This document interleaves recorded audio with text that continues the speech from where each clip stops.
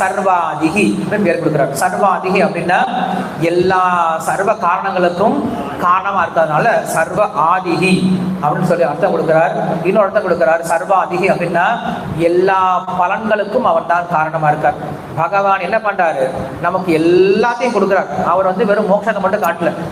மோட்சம் அப்படிங்கிறது கடைசியில கொடுக்கறது. இந்த உலகத்துல வாழ்க்கணுமே.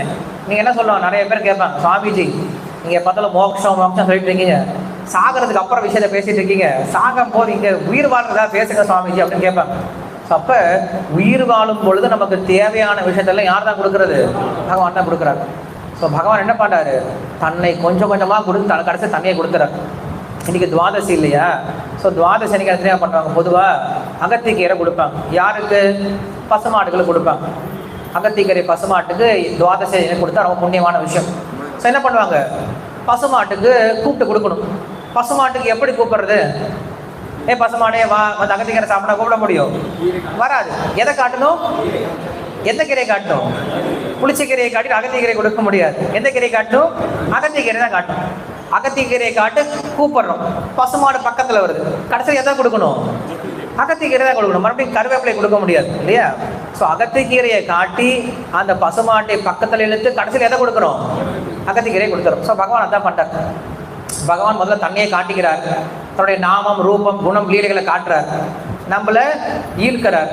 இழுத்து நம்மளுக்கு என்ன கொடுக்குறார்? கடைசியில அதே கொடுத்துறாரு இல்லையா? பகவான் எதை காட்டுறாரோ அதான் கொடுக்குறாரு. ஸோ இங்க சாதனமும் ஒண்ணுதான், சித்தியும் ஒண்ணுதான், வழியும் ஒண்ணுதான், பலனும் ஒண்ணுதான். ஸோ இதுதான் நம்ம புரிஞ்சுக்க வேண்டியது.